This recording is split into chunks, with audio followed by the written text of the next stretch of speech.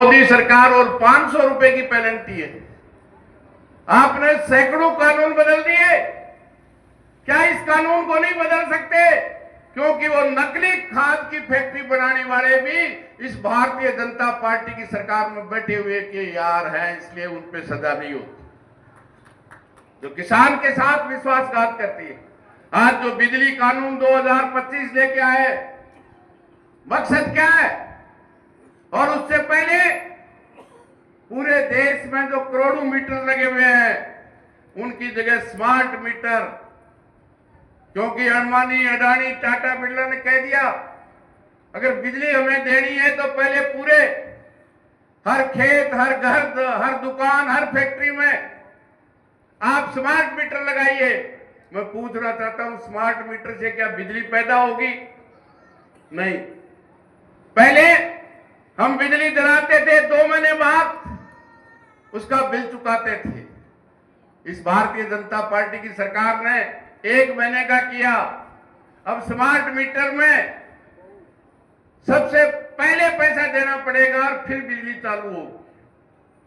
और जो किसान के जितने आपकी लड़ाई से जो छूट आती है, आज पूरे राजस्थान में जहां भी पानी है, जिस किसान के ट्यूबवेल है, आपने 8 दिन की लड़ाई लड़ी और उसका नतीजा 2005 में लड़ी। आज 2026 में हर साल 18,000 करोड़ रुपए की छूट इस राजस्थान के किसान के खाते में आती है। वो पूरी समाप्त हो जाएगी। तो गरीब को जो 100 यूनिट फ्री मिलती है, कुछ सस्ती मिलती है, बड़े बड़े लोगों पे ज्यादा है, वो सब एक साथ हो जाएगी। बिजली वो चीज है, बिजली आएगी तो पानी मिलेगा, बिजली आएगी तो आटा मिलेगा, बिजली आएगी तो छाछ मिलेगी, बिजली आएगा तो हमारे घर में बच्चा और बच्ची पढ़ पाएगा। अब वो जमाना गया। मेरी उम्र वालों ने तो गांव में बिजली नहीं थी, चिमनी और लालटेन से पढ़ करके पार कर लिया।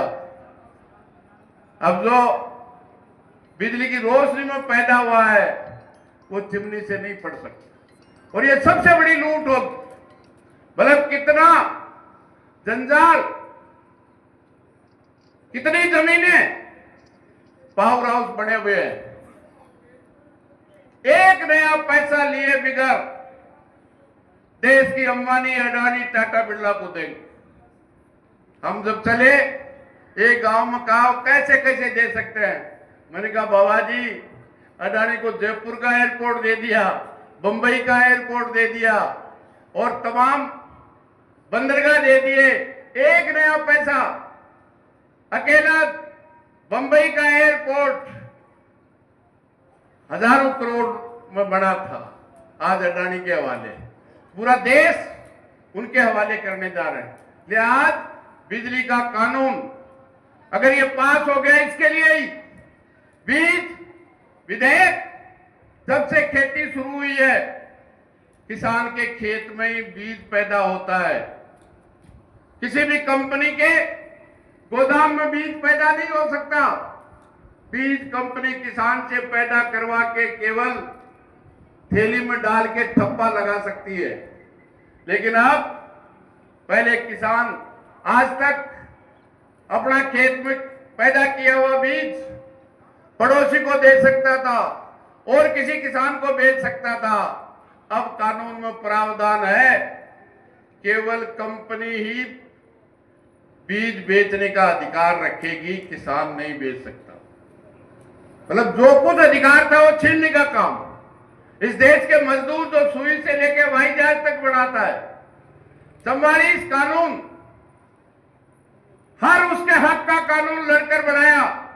नरेंद्र मोदी आने के बाद किसानों के खिलाफ काला कानून, मजदूरों के खिलाफ तमाम कानूनों को समाप्त करके 4 मजदूर संहिताएं बनाने का काम किया। अभी 2 अप्रैल को संसद का सत्र खत्म होगा।